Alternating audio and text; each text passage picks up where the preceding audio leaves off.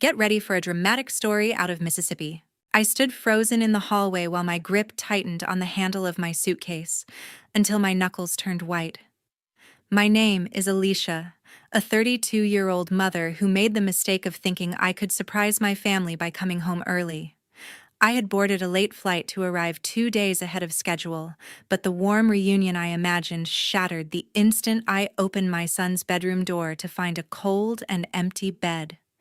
I immediately dialed my mother to demand answers about his whereabouts because he was supposed to be safe in his room.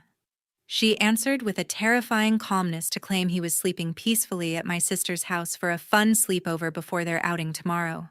Her lie was blatant because my sister absolutely despised children and had never once allowed my son to step foot inside her home for any reason. I refused to listen to another word as I rushed back to my car to drive straight to her place while checking his location. My heart stopped beating when the GPS locator on his smartwatch loaded to reveal a pulsating blue dot that was nowhere near my sister's house. The screen showed my little boy was sitting alone in the middle of the desolate city cemetery on the far side of town. I slammed my foot on the gas pedal to reach that graveyard at 1 a.m. with pure terror coursing through my veins. The high beams of my headlights cut through the darkness to reveal my terrified son tied to a rusty iron fence next to his packed suitcases. You need to see exactly what happens when a mother goes to war for her child against her own family. Please subscribe to this channel right now to witness how I saved him and made them pay for this unforgivable crime. The gravel crunched loudly under my tires as I slammed the brakes inside the cemetery gates, creating a deafening noise in the silence of the night. I did not even bother to turn off the engine or close the door as I threw myself out of the driver's seat. My legs carried me forward with a speed I did not know I possessed as I sprinted past rows of weathered tombstones that seemed to watch me in the darkness. The freezing wind whipped against my face to sting my eyes, but I refused to blink for fear of losing sight of the location I had seen on the map. I spotted the silhouette of a vehicle parked near a large oak tree deep within the grounds. My sister Brenda was sitting casually on the hood of her car with her legs crossed at the ankles. She held a lit cigarette in her hand and watched my frantic approach with a terrifying calmness. The red glow of her cigarette tip was the only source of warmth in this desolate place. Her complete lack of urgency while I was running for my life made my stomach turn with nausea. I finally reached the large tree to witness a sight that nearly brought me to my knees. My son Austin was tethered to the rusted iron fence with thick yellow rope that dug into his pajamas. He was sitting on the damp earth with his knees pulled up to his chest in a desperate attempt to conserve body heat. The biting chill of the Mississippi night had turned his lips a pale shade of blue because he had been exposed to the elements for hours. A thick strip of gray duct tape covered his mouth to silence his cries for help. His eyes widened in disbelief when he saw me emerge from the shadows of the graves. He looked at me with a heartbreaking mixture of terror and relief as tears streamed down his freezing cheeks. 2 large suitcases stood upright next to him on the grass to signal that Brenda had planned to abandon him here permanently. I turned my gaze toward the woman who shared my bloodline to look for any sign of regret. Brenda simply exhaled a long plume of smoke before she hopped off the hood of her car to confront me. She did not look ashamed of what she had done to a defenseless 8-year-old boy. She actually looked proud of herself for executing a plan that she believed was necessary for our family. She flicked her cigarette butt onto the ground near my son's feet before looking me directly in the eyes with a smirk. She gestured toward the trembling boy and the suitcases with a wave of her hand as if she were presenting a gift. She broke the silence with a voice that dripped with venom when she said, "I am just teaching the brat a necessary lesson about survival so you can finally focus on selling that house without distractions." The mention of the house snapped the last thread of restraint holding me together. I did not scream or argue because logic had no place in a conversation with a monster. I lunged at her with the ferocity of a wild animal protecting its young. My hands found her shoulders as I shoved her backward with enough force to send her stumbling into the side of her vehicle. She tried to grab my hair to retaliate, but I was fueled by an adrenaline that made me stronger than I had ever been. I pushed her down onto the damp grass before turning my back on her to rip the tape from Austin's face. I worked frantically to untie the complex knots while keeping my body between him and the woman who had put him there. A sudden explosion of blue and red lights flooded the cemetery grounds to blind us momentarily. The deafening wail of sirens cut through the night as Officer Miller led a team of patrolmen through the cemetery gates. I had dialed emergency services the second I saw the GPS location, but it felt like a lifetime until they arrived. They swarmed the area with weapons drawn as they commanded Brenda to stay on the ground. She looked shocked that I had actually involved the authorities in what she considered a private family matter. Officer Miller wasted no time in pulling her arms behind her back to secure the handcuffs with a satisfying click. They dragged Brenda toward the patrol car while she screamed obscenities and blamed me for ruining her life. She yelled that I was the one who abandoned him, even though she was the one being arrested for child endangerment. I ignored her completely as I wrapped my coat around Austin to shield him from the cold and the sight of his aunt being taken away. I lifted him into my arms to feel his small heart hammering against my chest like a trapped bird. He buried his face in my neck while sobbing uncontrollably as the adrenaline finally left his system. I held him tighter than I ever had before while watching the police car disappear into the night.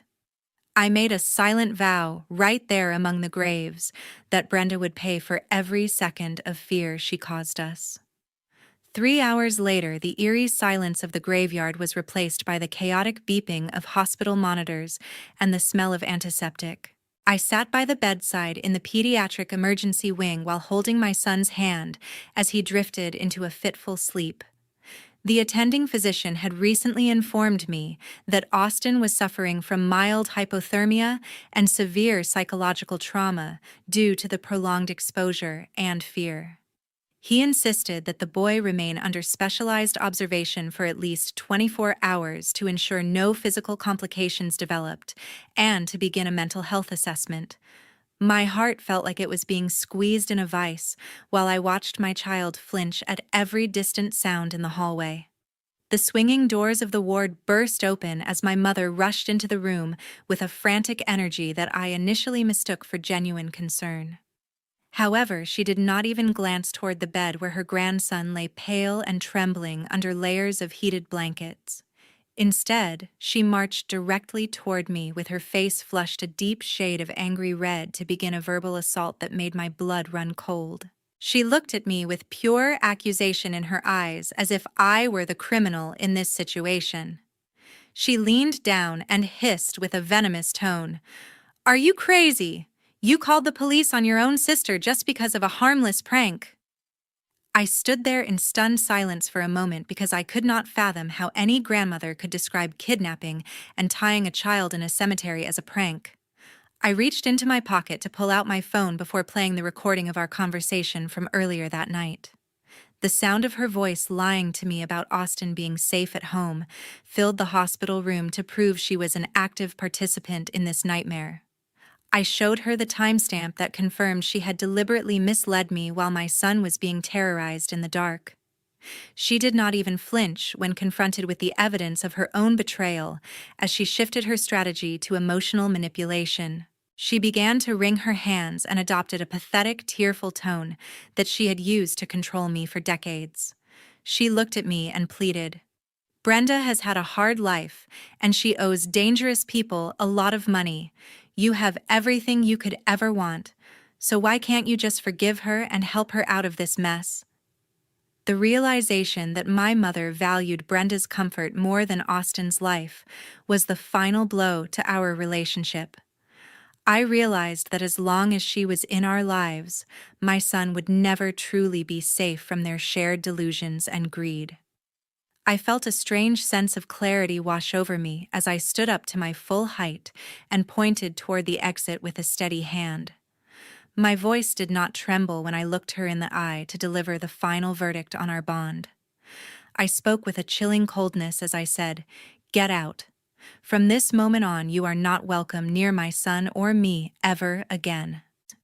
She tried to protest, but I called for the hospital security guard who was standing just outside the door. I watched as they escorted her out of the ward, while she continued to scream about how ungrateful I was for everything she had done. I sat back down and took a deep breath of the sterile air to realize that the family I once knew was officially dead. I looked at Austin and promised him that I would build a new world for us where nobody would ever hurt him again. The next morning, the sun rose over Jackson, exposing the ugly secrets my family had tried to hide in the dark. The humid Mississippi air felt heavy as I brought Austin home from the hospital, but I was no longer alone in this fight. My husband David had managed to catch the earliest flight back from his business trip the moment he heard my frantic voicemail. He met us at the front door and pulled both of us into a crushing embrace that made me feel safe for the first time in 24 hours. His face was a mask of cold fury as he immediately began inspecting every window and door while preparing to overhaul our entire home security system. He vowed that no one, especially not my own flesh and blood, would ever breach our sanctuary again. My best friend Sarah arrived shortly after with a basket of food and a quiet determination to help us navigate the chaos. She stayed by Austin's side in the living room to keep him distracted with books, while David and I retreated to the office to review the security footage. Sarah looked at me with deep concern in her eyes before we started the recordings, because she knew how much this would hurt. She leaned in and whispered, "You need to check the house cameras regarding the spare key. Brenda couldn't have gotten Austin out without one, and we both know who probably gave it to her." David and I sat in front of the monitors to begin the painful process of scrolling through the previous night's footage. My heart sank when I saw a familiar figure approaching our porch while I was still miles away in the air. Brenda had walked up to the front door with a confidence that proved she had no fear of being caught. She reached into a flower pot to retrieve a spare key that only my mother and I knew about. It was undeniable proof that my mother had secretly handed over the key to facilitate this kidnapping. We watched in horror as Brenda entered our home and spent nearly 30 minutes rummaging through my office filing cabinets. She was not looking for toys or clothes, but was frantically searching for the original house deed and my father's estate papers. It was only after she failed to find the documents that she went upstairs to wake my sleeping son. As we continued to investigate the house, David discovered a designer handbag that Brenda had carelessly left behind in her rush to get to the cemetery. We emptied the contents onto the kitchen table to find a mountain of evidence that explained her desperation. The bag was stuffed with final notice bills from multiple casinos and aggressive letters from high-interest loan sharks threatening legal action. There were also handwritten notes detailing the current market value of our neighborhood properties. The pieces of the puzzle fell into place with a sickening clarity that made my skin crawl. David slammed his fist onto the wooden table in a rare outburst of anger as he connected the dots. He looked at the pile of debt notices and then at the security monitor showing Brenda's intrusion. He shouted in frustration, "She wasn't just scaring him. She wanted to force us to sell the house to pay off her gambling debts." The realization that my sister was willing to traumatize a child to settle her own financial failures was the ultimate betrayal. She knew that according to our father's will, I had the sole right to sell the property, but she was entitled to half the proceeds if a sale occurred. By making Austin feel unsafe in his own home, she hoped I would flee the city and put the house on the market immediately. I felt a surge of cold resolve as I gathered the bag and the saved video files. I picked up the phone to call our family attorney and the lead detective on the case to provide this new evidence. I was going to ensure Brenda was charged with more than just child endangerment. I wanted her prosecuted for illegal breaking and entering and attempted extortion to make sure she stayed behind bars for a very long time. 2 days after the arrest, my phone began to ring incessantly with unknown numbers, marking the start of a new nightmare. I soon discovered that my mother had made the unthinkable decision to use her entire life savings and mortgage her small retirement home to post bail for Brenda. Within hours of being released from custody while awaiting trial, the two of them launched a systematic campaign of psychological harassment designed to break my spirit. They did not care about the trauma they had already caused Austin, as they shifted their focus towards saving Brenda from the consequences of her crimes. My phone was flooded with hateful text messages and voicemails from relatives I hadn't spoken to in years, who were only hearing a twisted version of the truth. The harassment quickly moved beyond digital messages and began to poison our social standing in the small, tight-knit community of Jackson. My mother and Brenda spent their days walking through the town square and visiting local shops to spread malicious rumors about my character. They claimed that I was an ungrateful and greedy daughter who had manufactured a fake scenario to frame my sister, just so I could keep our father's entire inheritance for myself. I noticed the judgmental stares from neighbors when I went to collect the mail, and the awkward silences that followed me whenever I entered a local business. People who had known me since I was a child were suddenly looking at me with suspicion, as if I were the villain who had destroyed my own family for money. The situation reached a boiling point a few days later when I was forced to run a quick errand at the local supermarket. As I was walking down the frozen food aisle, I saw Brenda and my mother waiting for me as if they had been tracking my movements. Brenda looked disheveled, but her eyes were burning with a manic intensity that made me grip my shopping cart until my knuckles turned white. She deliberately blocked my path with her body and began to speak in a loud, shrill voice that echoed through the store to ensure every shopper could hear her accusations. She was putting on a performance to once again cast herself as the victim, while my mother stood behind her with a smug expression. Brenda stepped closer into my personal space and shouted, "You think you're so smart. Wait until I tell the judge how you abuse your own son, and how this was all a setup to get rid of me." The audacity of her lie sent a surge of cold fury through my veins that replaced any fear I might have felt. I did not back down or try to hide from the curious eyes of the other customers who were now gathering around us to watch the drama unfold. I took a step forward to close the gap between us until I was looking directly into Brenda's bloodshot eyes. I realized that the only way to stop a bully was to expose their lies to the light of day with the undeniable truth. I made sure my voice was steady and loud enough to resonate across the entire produce section so that everyone would know exactly what kind of monster they were standing next to. I looked her in the eye and responded with a voice like ice. "The only abuser here is the one who tied an 8-year-old boy to a graveyard fence at 1 in the morning." The effect of my words was instantaneous, as the murmurs from the crowd shifted from curiosity to audible gasps of horror. People who had been listening to Brenda's rumors suddenly looked at her with disgust as the sheer depravity of her actions was laid bare. Brenda's face turned a deep shade of crimson and she began to stammer as she realized she had lost control of the narrative in front of her neighbors. My mother tried to pull her away while looking at the ground in shame, because they both knew that there was no way to justify what had happened at the cemetery. They hurried toward the exit as people began to point and whisper about the woman who would do such a thing to her own nephew. Even though I had won that small battle, I knew that their desperation would only grow as the trial date approached. I returned home to find David already on the phone with a private security firm because he had sensed the escalating danger just as I had.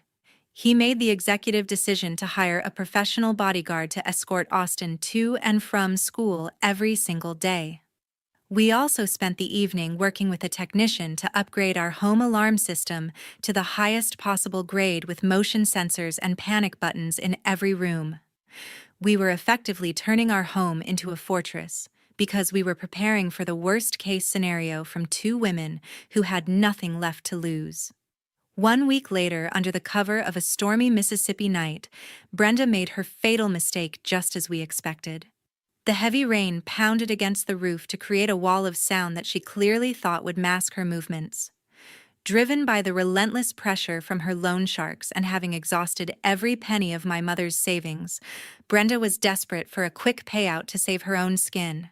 She had observed us from afar and mistakenly believed my earlier social media posts about taking Austin out of the state for his recovery. She thought the house was empty, or at least that I was vulnerable without David, who she assumed was still dealing with security upgrades at his office.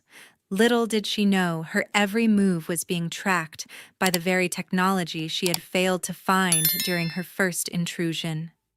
Shortly after midnight, a sharp crash echoed from the rear of the property as she used a heavy stone to shatter the basement window. Brenda climbed through the jagged glass and navigated the dark corridors of our home with a flashlight to head straight for the master bedroom. She was unaware that David had specifically installed a high-tech silent alarm system that bypassed the traditional sirens to alert the local police precinct immediately. While she moved upstairs with greed in her heart, multiple patrol cars were already turning onto our quiet street, with their lights and sirens off to ensure she had no chance of escape. We sat in the darkened study with the officers to watch her silhouette on the internal monitor as she reached the small floor safe hidden in the closet. As Brenda was hunched over the safe while frantically trying to pry it open with a crowbar, the overhead lights suddenly flashed on to blind her. She scrambled to her feet and looked around in a panic to find David and me standing in the doorway blocking her only exit alongside two armed police officers. The look of utter shock on her face quickly twisted into a mask of pure, unadulterated rage when she realized she had been lured into a trap. There was no more pretense of being a victim or a misunderstanding as she realized her freedom was officially over. She gripped the crowbar tightly as if she considered attacking us before the officers commanded her to drop the weapon. Backed into a corner with nowhere left to run, Brenda erupted into a manic scream that revealed the true depth of her lifelong resentment. She began to shriek at the top of her lungs, letting out every dark thought she had harbored since we were children. She glared at me with bloodshot eyes and shouted, "I hate you. You always get everything without even trying. Mom always loved me more. But Dad gave you this house and everything in it. It is not fair that I have to struggle while you live like a queen." The sheer entitlement in her voice made my heart ache for the father who had seen through her facade years ago. I looked at the woman who had terrorized my child for a few $1,000s and felt nothing but a profound sense of pity mixed with disgust. I realized that her hatred wasn't about the money or the house, but about her own inability to take responsibility for her failures. I took a step toward her while the officers moved in to secure her arms and spoke the final words that would end our relationship forever. I looked her directly in the eye and said, "Dad knew exactly who you were and what you were capable of. That is why he gave me the house to ensure his grandson would have a home, and why he protected Austin from someone as toxic as you." The officers forced her to the ground and pulled her arms behind her back to snap the handcuffs shut for the second time in 2 weeks. This time, the charges were far more severe because she had been caught in the act of a felony burglary while out on bail for child endangerment. The lead officer informed us that based on her violent outburst and the evidence of premeditation, the judge would almost certainly revoke her bail entirely. We watched from the window as she was shoved into the back of a transport van, while the Mississippi rain washed away the last traces of her presence from our lives. Brenda was finally headed to a cell where she could no longer threaten my son or poison our peace, marking the definitive end to her reign of terror. On the morning of the trial, the air inside the courthouse was thick with tension as I prepared to face my family one last time. The grand stone building in downtown Jackson felt cold and intimidating, but I walked through the doors with my head held high and David's hand firmly in mine. Inside the courtroom, Brenda sat at the defense table looking frail and pale in an obvious attempt to garner sympathy from the jury. Her defense attorney wasted no time in painting a pathetic picture of a woman suffering from severe depression and crumbling under the immense pressure of debt. He argued that her actions were a desperate cry for help rather than a criminal act, and he shamelessly requested a lenient sentence of community service and psychiatric probation. I watched as my mother sat in the front row, clutching her rosary and nodding along to every word of the lawyer's lies. The atmosphere shifted the moment I was called to the witness stand to testify about the night that changed everything. I took a deep breath and looked directly at the jurors while I calmly recounted every horrific detail of that night at the cemetery. I described the biting cold of the Mississippi air and the sound of my son's muffled sobs while he was bound to that rusted iron fence like an animal. I emphasized the chilling smile on Brenda's face and the absolute lack of remorse she showed while Austin was trembling in terror. The courtroom fell into a deathly silence as the reality of her cruelty began to sink in, and I could see the disgust growing on the faces of the people who held her fate in their hands. To finalize the case, the prosecutor presented the most damning piece of evidence we had gathered. He played the high-definition security footage from the night of the burglary, where Brenda was caught red-handed. The entire room watched and listened as she shrieked about her jealousy and her calculated plan to force me to sell the house for her own gain. Her voice was loud and clear, completely shattering the defense's argument of a mental health crisis or a temporary lapse in judgment. It was a recorded confession of greed and malice that left no room for doubt or excuses. Brenda's attorney looked down at his notes in defeat, while the jury members shook their heads in disbelief at her recorded admission of hate. After a surprisingly short deliberation, the jury returned with a verdict of guilty on all counts. The judge, a stern man with decades of experience, looked down at Brenda with an expression of pure disdain before he gripped his gavel. He spoke with a voice that boomed through the silent room to deliver the justice my son deserved. He looked at the defendant and declared, "Your actions were not a cry for help, but a calculated act of evil against an innocent child. For the charges of kidnapping, child endangerment, and burglary, I sentence you to 15 years in state prison without the possibility of parole."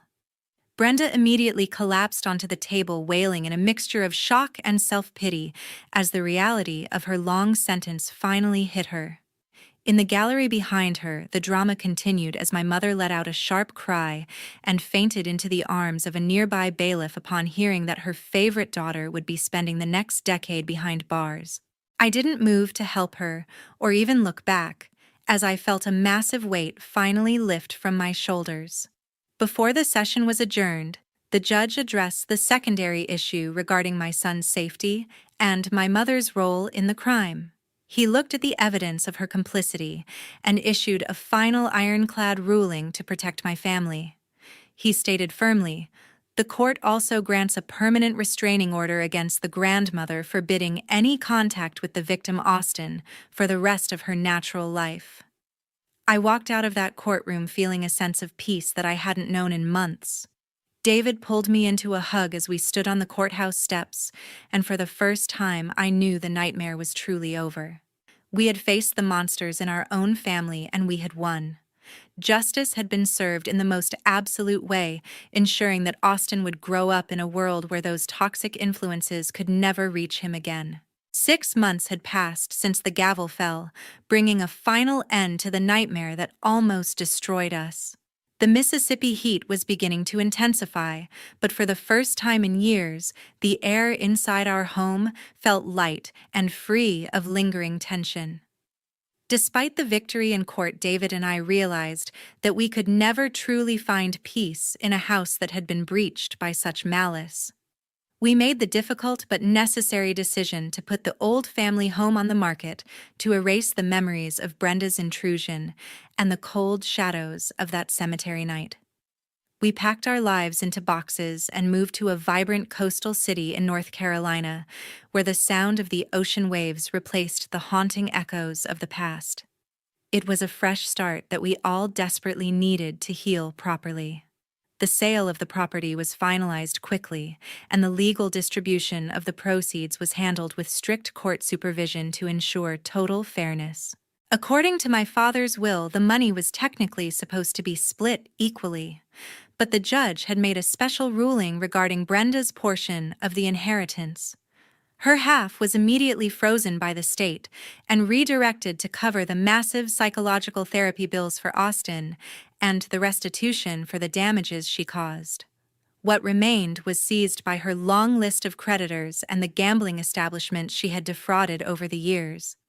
Brenda ended up with absolutely nothing but a prison ID number, while her greed had effectively stripped her of the very fortune she had tried so hard to steal. Watching Austin thrive in our new environment was the greatest reward for everything we had endured during the trial.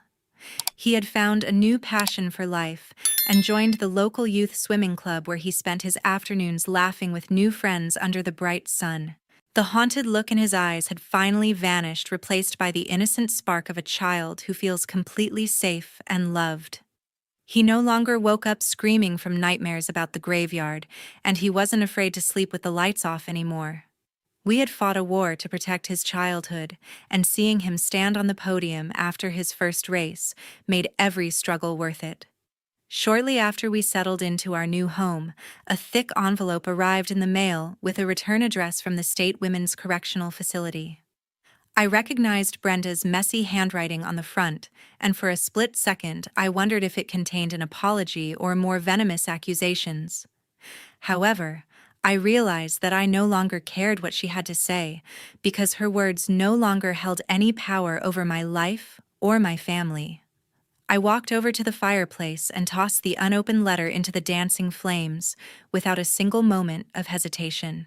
I watched as the paper curled and turned to ash, seeing the last remnants of her toxic influence disappear forever into the chimney. My mother tried to reach out through various cousins, but I remained firm in the no-contact rule that the court had helped establish. She had chosen her side that night at the hospital, and I had chosen mine by prioritizing the safety of my son over the delusions of a woman who protected a criminal. I learned a painful but vital lesson through this ordeal. Blood might make you related, but loyalty and love are what make you a family. Being a mother meant being a shield, and I would never apologize for standing my ground against anyone who dared to threaten the person I loved most in this world.